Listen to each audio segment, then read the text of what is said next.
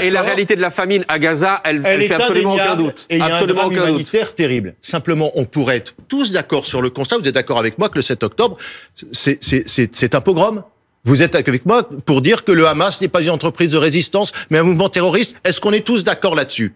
Moi, je suis d'accord pour dire qu'il y a des crimes de guerre, effectivement, qui ont été perpétrés le 7 octobre, et ça ne sert à rien d'y revenir maintenant. Ce n'est même pas le cœur du débat. Eh bien, chère madame, si vous ça êtes en train, vous, de mettre en doute le fait qu'il y a 30 000 personnes qui ont été assassinées depuis le 7 octobre à Gaza. Madame, des victimes, je des ne civils mets palestiniens. Absolument pas en doute. Vous savez ce que je mets en avant? Et ce que j'ai appris à la fac? Et ce que j'apprends tous les jours dans mon métier d'avocat?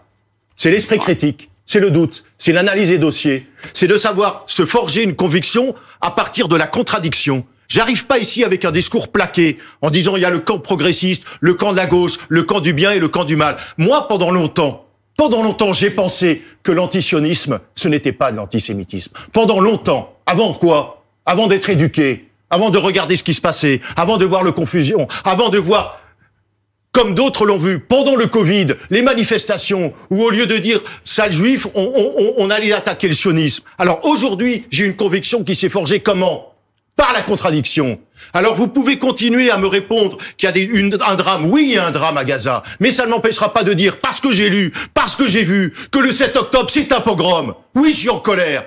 Alors essayez de mettre un peu en vous cet esprit de contradiction. Ça vous permettra d'écouter l'autre, de sortir d'une identité, de sortir d'un camp, et peut-être de comprendre. Et vous savez, madame, peut-être que demain,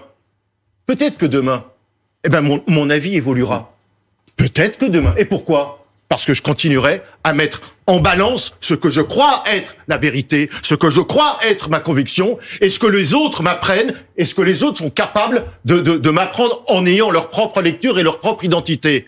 Voilà. Alors, pardon de cette colère, et je suis désolé d'avoir monopolisé, mais quand on se prétend...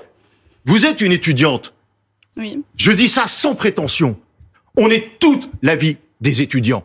Toute la vie, on confronte nos réalités et nos vérités. C'est comme ça qu'on progresse. Je ne sais pas, je suis persuadé que dans cette manifestation, cet amphithéâtre qui a été pris d'assaut, il y avait certainement des gens de bonne foi. Je suis persuadé qu'il y avait beaucoup d'ignorants, et je suis persuadé qu'il y avait des idéologues. Et j'en aurais terminé parce que je monopolise. Quand je dis que je suis en colère, c'est que c'est pas nouveau. C'est que c'est pas nouveau que dans des enceintes comme celle-ci, qui sont censées forger et qui forgent nos élites. Parce que ma colère, elle est que votre génération, c'est elle qui prendra des décisions. Et c'est pour ça que je souhaiterais qu'elle soit éclairée et non pas obtuse. Mais vous dites,